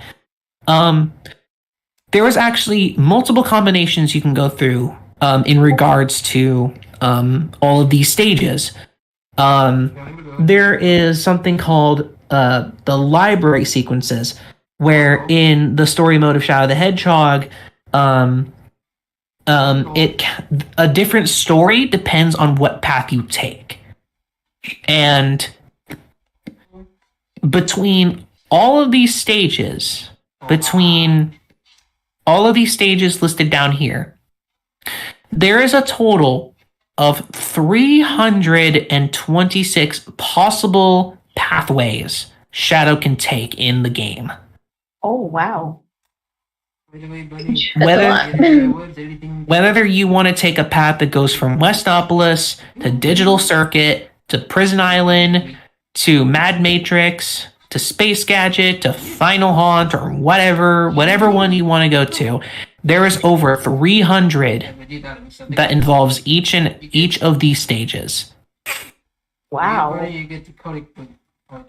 And yeah, because it's six stages per story. So 326 divided by 6. I'm sorry for doing the math. Wow. Yeah, that doesn't help at all. Why did I think that was going to work? I thought I was going to do something smart there, but that just... Anyways, yeah, there's over 300 essentially. Wow. That's very amazing. I wonder who was able to figure this out too. Because I know most people think it's like maybe more than several, but now you're saying there's like literally more than 300 in this game? Wow. Yeah, that is definitely something that is specific to this one, of course. Yeah. Oh. Oh. Oh, Boone, do you want to read the question? Looks like we have a question. Oh? Oh, sure thing. Let me find it really quick. Come here. How many endings are there? Was that the question? Yeah. I think they're referring to Shadow the Hedgehog, I'm presuming. Yeah. Then. 3. I already answered that then. Yeah. 326. Well, no. Not endings. Sorry. There's 326 possible story combinations. But in terms of endings, there are 6 endings. That mainly depends on what kind of story that you take with Shadow the Hedgehog. But yes, there are 6 ending stories. First ending, so there's the ending at Gun Fortress. There's the ending on the Black Comet. There's the ending at Lava Shelter. There's the ending at Cosmic Fall. There's the ending of Final Haunt. And then there is the true ending in The Last Way.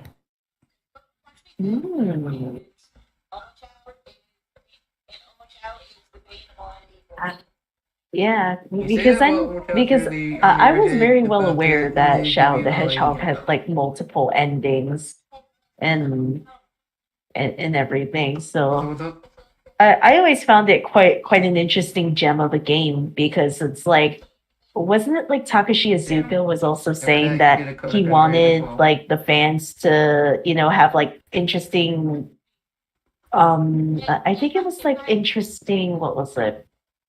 Like he wanted to see how the fans view the character, I would say. And I kind of like how they did this approach because we all know that Shadow is pretty much like a neutral character. He's neither good nor evil. He kind of just does if it's according to what his plans are. Obviously this is.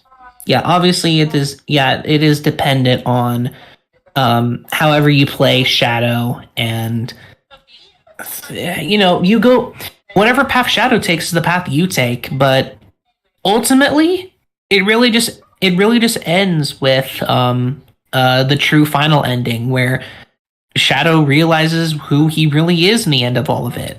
But at the same time, you could say that he is all of it.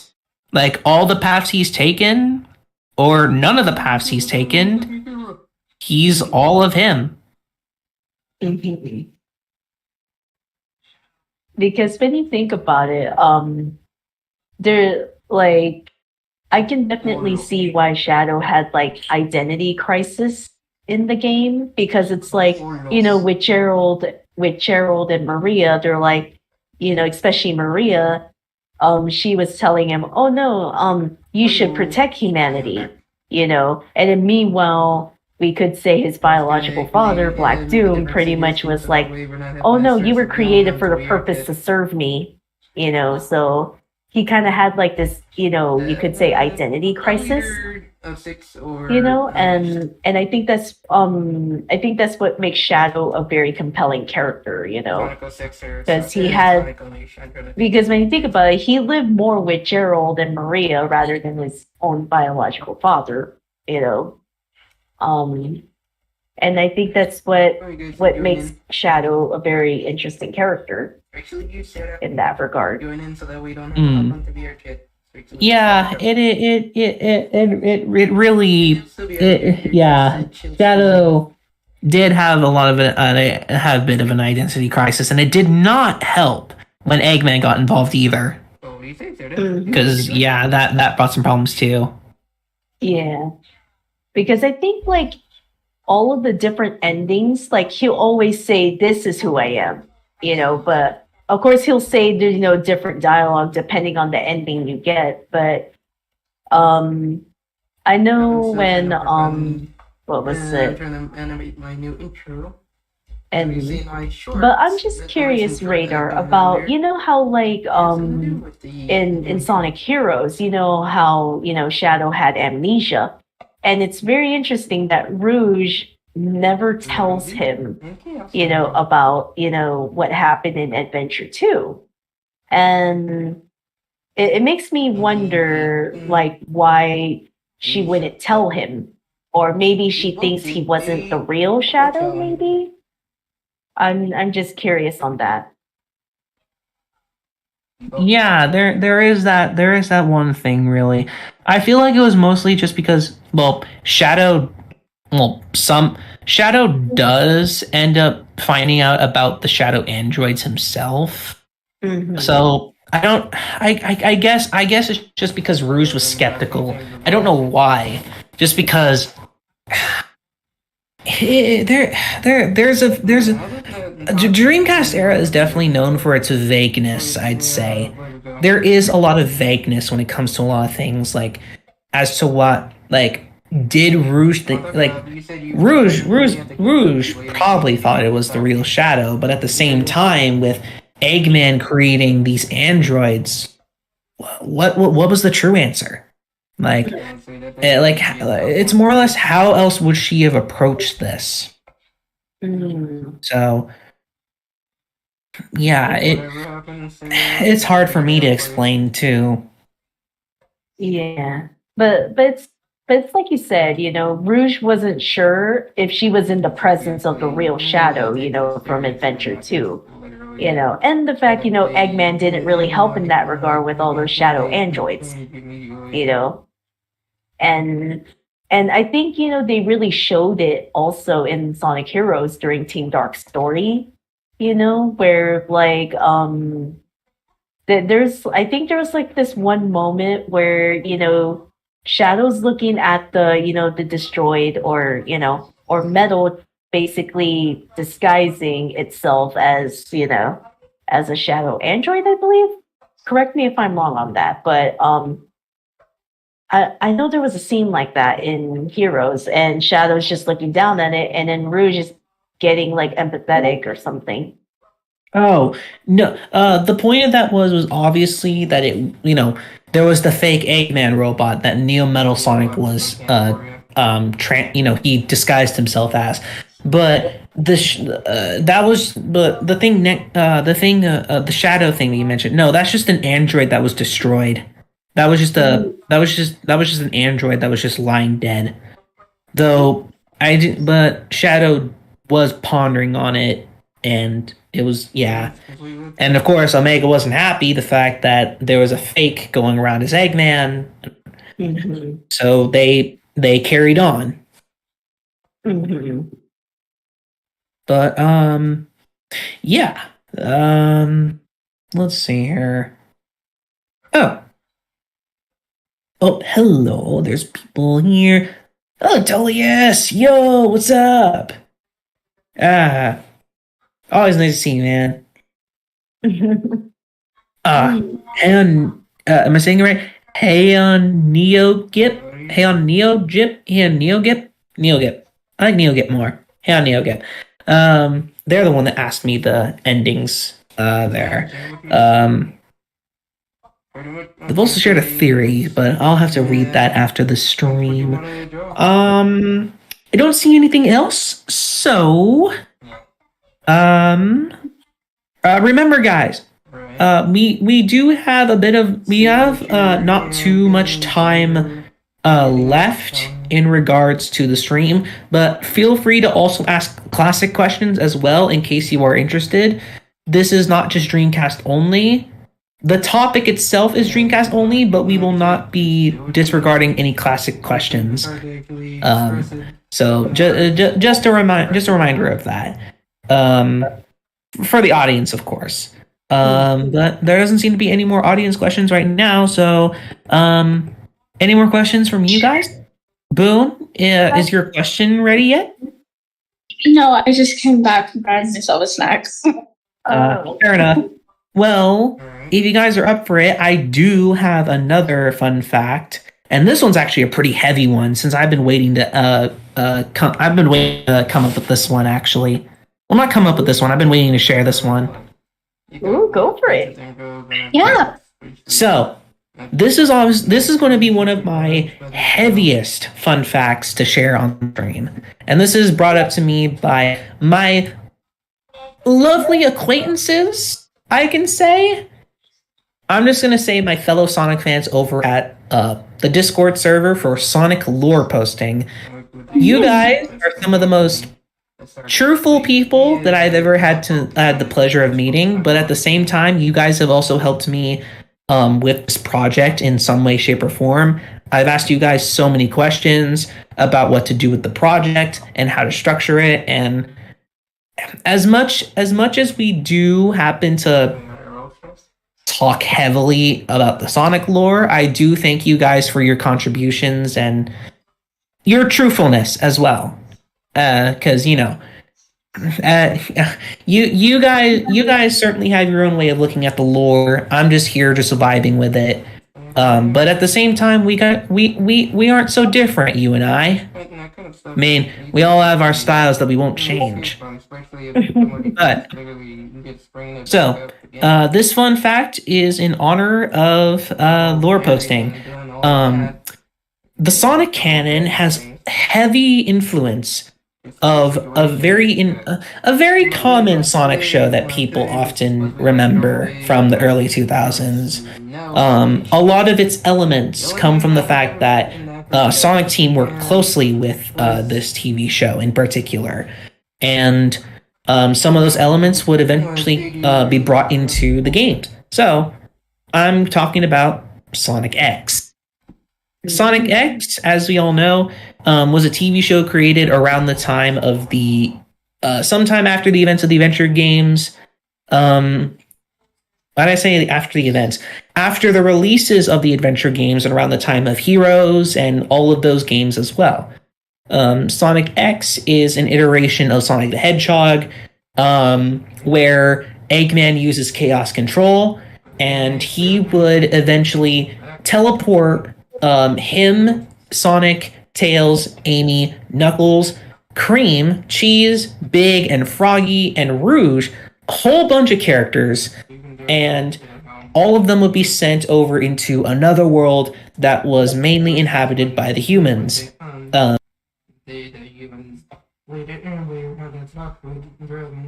Exploring this new world that he has to adapt to, and while escaping, he eventually gets caught in some pool trouble. Very, very much, as we all know, Sonic can't swim, but he ends up getting saved by a boy named Chris. And they would go on adventures along with finding Sonic's other friends across Station Square and amongst other places while fighting Eggman's numerous badniks. However, Sonic X does have influence in the games. Not to mention the fact that Sonic Team worked heavily with TMS, who were... TMS is also owned by Sega, but they are the ones who helped with creating Sonic X, and... sorry, I think my throat's like... It's teetering. I don't know where I put my water bottle, so... But I'm already... I'm already talking right now, so like it's too late for me. I'm just gonna push through until the show ends. Sonic X has a lot of heavy influence in the games. What was established in the show gets established in the games. First thing I will mention is that Shadow's inhibitor rings originally came from Sonic X. That is something that I did not know originally at the time, where Shadow's inhibitor rings originally came from X, and of course, as you know, the final climactic battle against the Final Hazard, the Sonic Adventure 2 a story for Sonic X, those would eventually get brought over into Sonic 06, where Shadow takes off his inhibitor rings and you know the rest. Though I'm still waiting for whenever he does it again. It's so cool. Gosh. Other things, the Chaotix Detective Agency office. The design of the office originally came from Sonic X. And of course, as we know, it was mainly brought over in their Vector story for Sonic comic. Yes. It specifically first shows up here in Vector's story, which I believe is called Uncovering the Truth, which is that English translation name. Vector lost his pudding, by the way.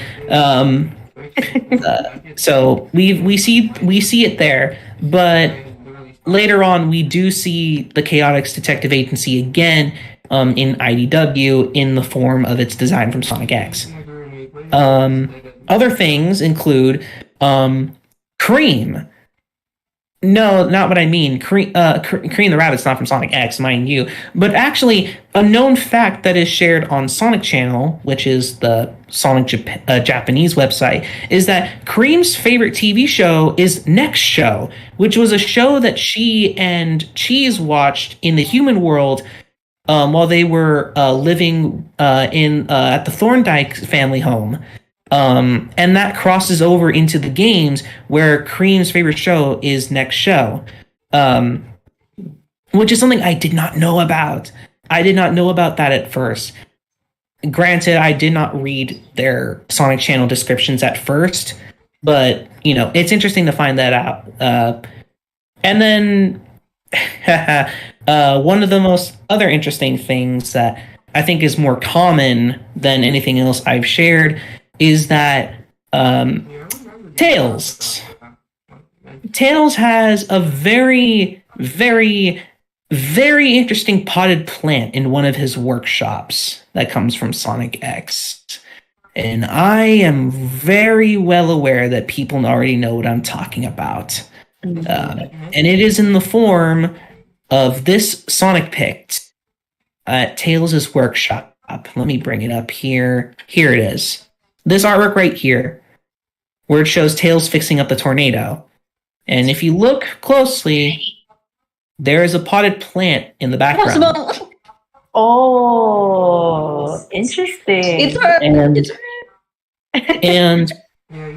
it is confirmed to be Cosmo's potted plant from the end of Sonic X Season 3, because there's a book called Life in Sonic's World Volume 1, which houses a lot of these Sonic pics, and it goes over what the story behind the pictures are, how Yui Karasuno drew them, and in the English translations of the Japanese text in the book, it specifically states that it's intended to be Cosmo's potted plant, especially since one is supposed to say anime's last episode planter. Oh. So, does this mean that Sonic X or a version of the Meta-Rex saga happened? We don't know. We just know that this is some sort of cheeky reference. But I know that Ian Flynn has expressed that he would love to hopefully write in the Meta-Rex saga in some way, shape, or form in a canonical capacity anyways. He would want to write the Meta-Rex saga into the canon of Sonic, either through the comics or some other form. But yeah, there's a lot of because I'm mainly talking about Sonic X because it was released around the time of the Dreamcast era and it did end around 2006, which was pretty much when the modern era started. So it makes sense for me bringing this up since not a lot of media tends to have like influences toward the games a lot of the time. Well, some do. Like IDW's had some influences on the Japanese art, which is some examples I can show off in future streams. And then again, Sonic X has its influence shared through the games. So yeah, that is basically my heaviest fun fact that I have to go off of. I don't have more to say, but that is pretty much what it is there between each other. This doesn't necessarily mean that Sonic X is canon. Obviously, Sonic X is its own universe, but the games and the comics and everything, they can like share elements. They can share elements even if it's either a vague similarity.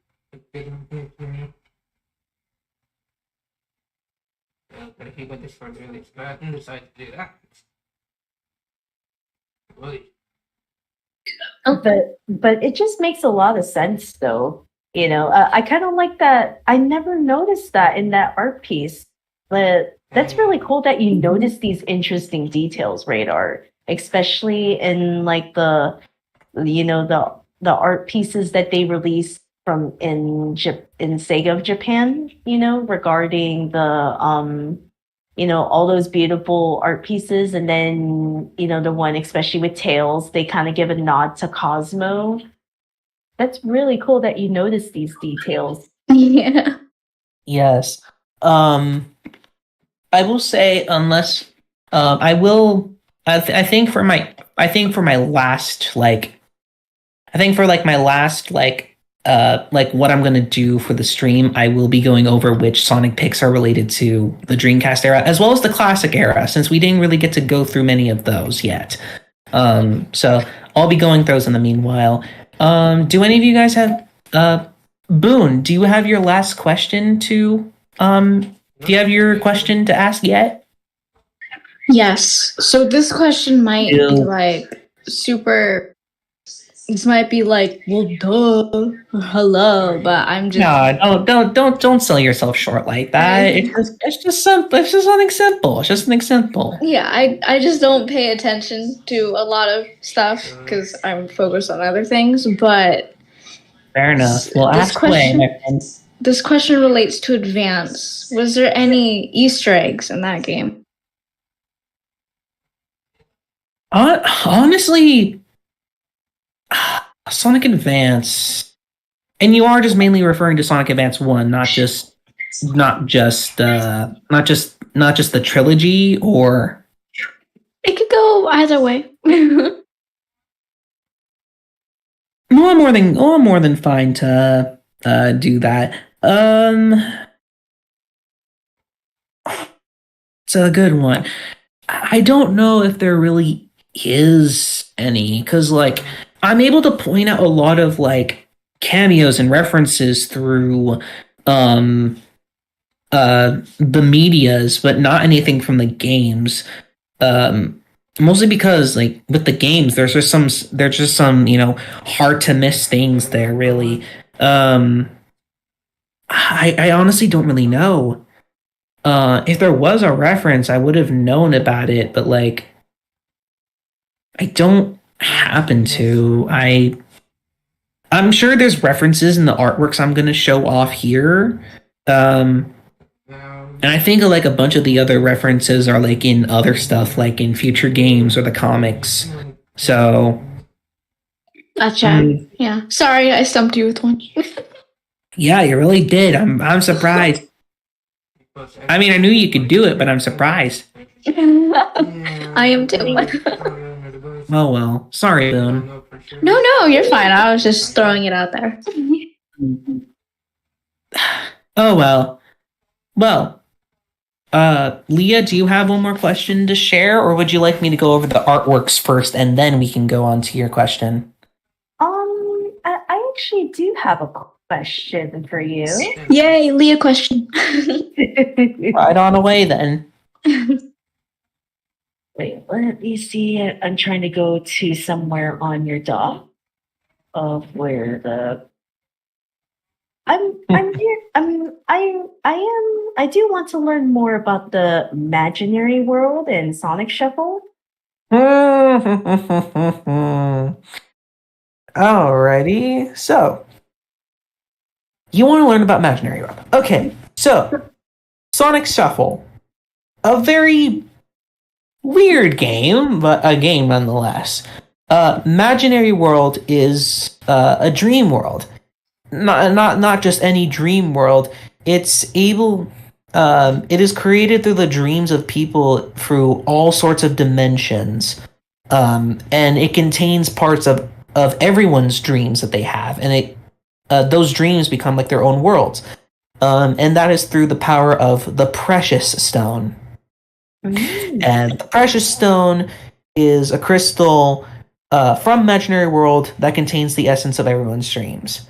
And it is where Illumina resides. Sorry about that.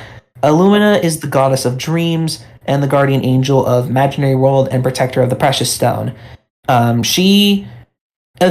However, she loses faith in herself during the events of Shuffle, and she splits into two forms, that being Lumina Flowlight and Void. Lumina would try to get Sonic, Tails, Knuckles, and Amy, who are currently dreaming at this time, all at the same time, in order to help them. My throat. Wow. This would be a really good time to show up, Water Bottle. I'm just saying. Oh, just go get it. Go get it really quick. No, it's fine. We only have a few minutes left. Basically, they needed to find the pieces of the Precious Stone because it was shattered by Void, in which Sonic and the others would be able to help out. Imaginary World is seen through each of the characters' dreams. That being Tails is Firebird, Amy is Nature Zone, Knuckles is Emerald Coast, and Sonic's Riot Train, while all converging at the middle point of Imaginary World, the fourth dimension space. Imaginary World, it has a lot of layers because people have asked Ian so many questions in regards to it. Like, how does it work? Do the dreams stay in Imaginary World, or do new ones pop up, or do new ones take over the old ones when someone dreams again? There is a lot, and that's just going off of a game that only shows up, and that's going off of a dream world that only shows up just once in a game, which is why I am hoping that it shows up in the future, man.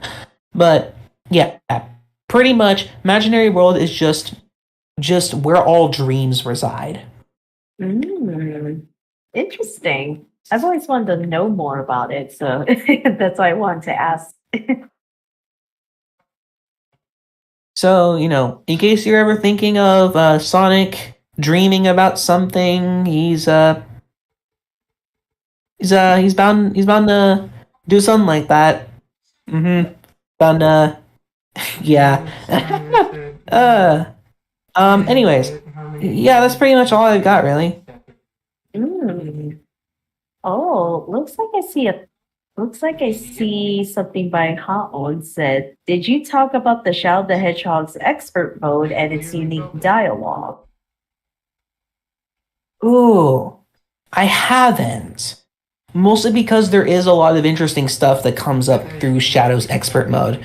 There is a lot of flavor text that comes up through the expert mode of Shadow the Hedgehog. I can really think of two. I can only really think of two specific points of the dialogue that I can talk about. One of them is when apparently it's No. I can only really think of one.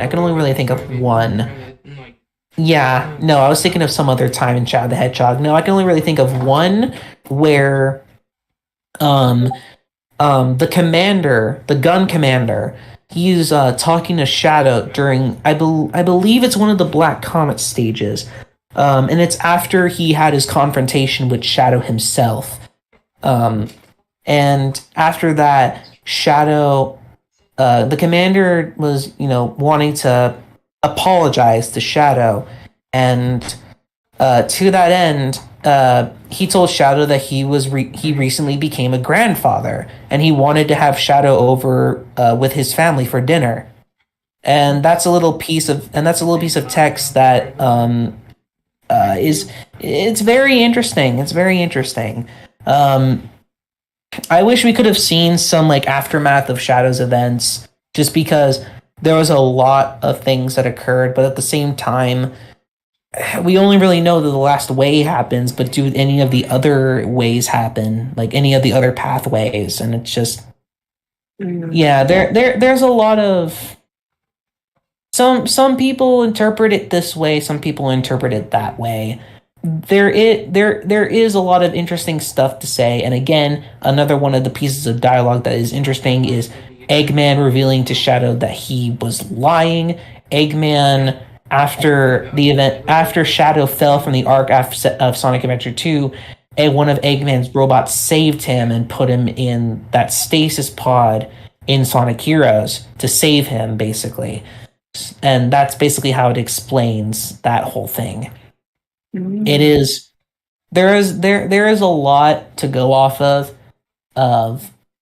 Shadow's pathways that he takes in the game, but however you wish to interpret it is up to you, because I don't think we're ever going to be getting like an official like timeline of Shadow's events. It's just go through these, understand Shadow, play this last part, understand Shadow.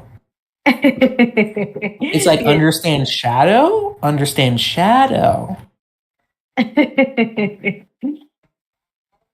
Wow, that's quite interesting.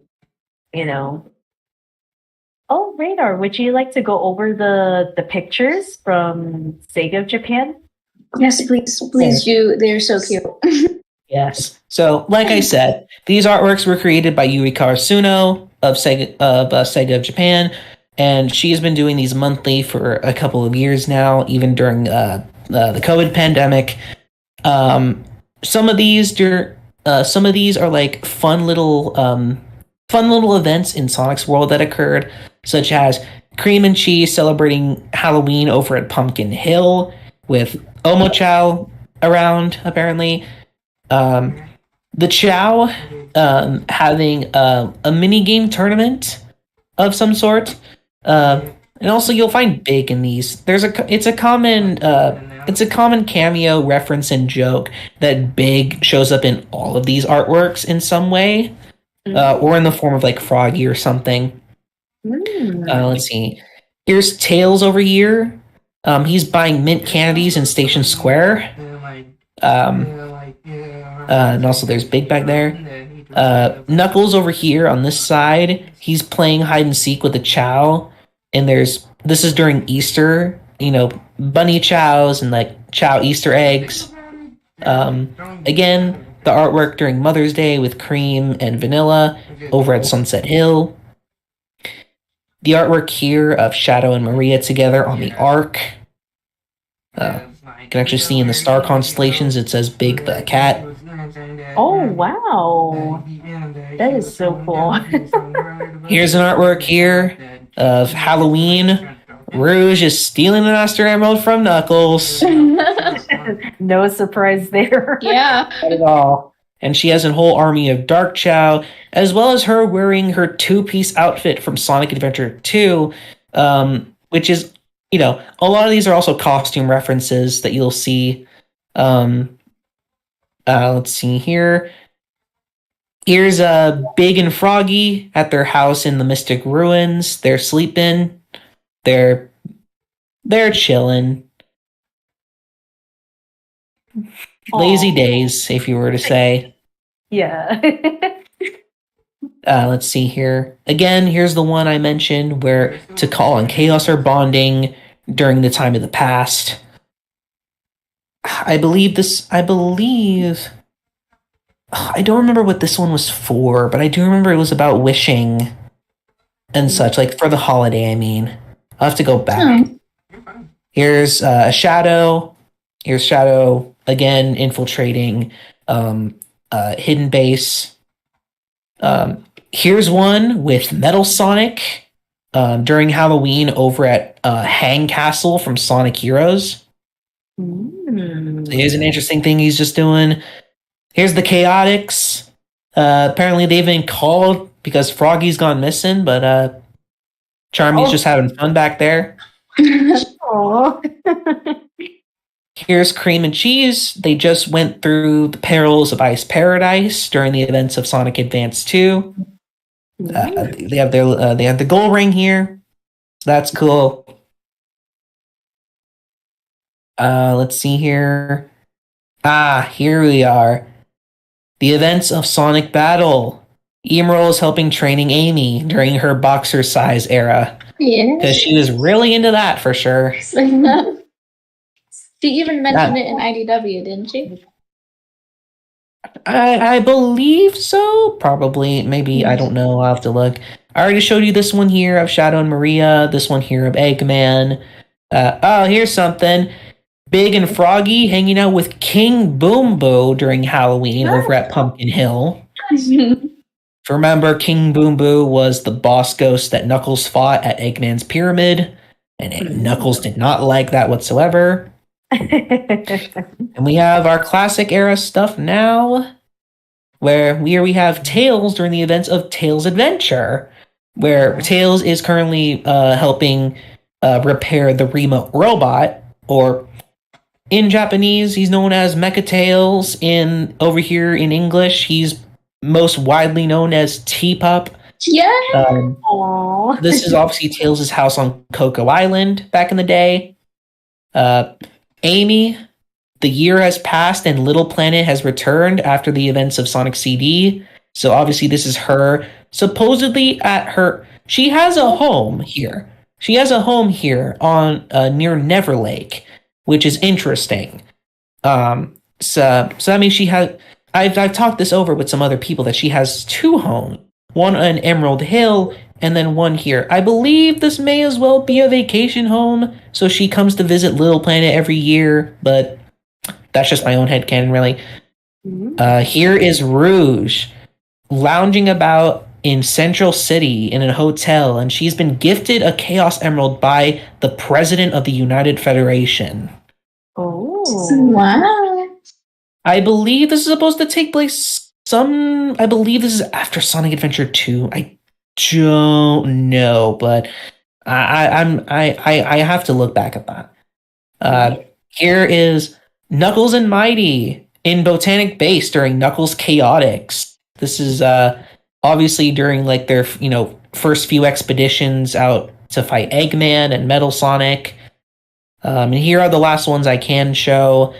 Here is Sonic celebrating his birthday at Studiopolis with everyone in the crowd. Amy, Tails, Mighty, Froggy's there, Ray, so cool. And then this last classic one with Eggman during the events of Sonic 3 and Knuckles. Yeah, I was surprised in this one. This is obviously him over at Ice Cap, and he is collecting fish with the boss mecha of Ice Cap, which is the Egg Froster. Which I love this one. I love this one so much. And also look at the Peckies. Look at the Peckies. Aw, that's adorable. Eggman, you're losing your fish. But yeah. And obviously the others I will show off next time because those are all modern. But that's all there is to it, really. And I believe we have run out of time. Yes, unfortunately, we will have to end this live stream. Thank you all for tuning in to the second episode of Sonic Lore with Radar, which of course we discussed the Dreamcast era. I also I also have posted in the announcements on YouTube that I will not be scheduling any live streams in October, as my priority right now is planning Sonic Revolution Online, since that's next month. Um, but once Sonic Revolution Online is done, I will go back to scheduling, more live streams. So I will be taking a 1 month hiatus break from live streams here on my YouTube channel. So you won't be seeing any live streams in October, unfortunately. But let's give it a round of applause for Radar again. Oh, Yeah. Let's give a round of applause for Radar. Radar, Hip, hip, hooray! it's always so educational just listening to what you know about the different eras and everything, and it's helped me learn some Sonic lore that I was not aware of. Same. Like you learn something new every time, and I really love that we got to start doing these. Of course, let's give a round of applause for my co-host Sonic Boone. Yeah. I had a lot of fun, and it, like Leah said, put it perfectly. It is so much fun hearing Floof, chat about all of his knowledge on the Sonic franchise, our lovely Sonic franchise. It's amazing. And of course, oh, go ahead. I was going to say that means a lot to me, considering the fact that I do nothing but ramble on a lot of the time. So thank you so much, guys. Of course. And of course, let's give a round of applause also for Chris here. He's the one who's been live streaming all of my live streams here on my YouTube channel. So I really appreciate it, Chris. Thank you, Chris. Chris, let's go. Yep, had a few hiccups, but the stream didn't stop. Just like Discord having to reboot itself over and twice, but other than that, stream kept going. Yeah. Well, that's good as we can get to it. So may you all have a wonderful night. So yes. I will update you guys of when the next live stream will be. Of course, like I said, there will be no live streams in October, as I am super busy in October. So may you all have a wonderful night. Bye, everyone. Have a lovely day. See you later. Ciao.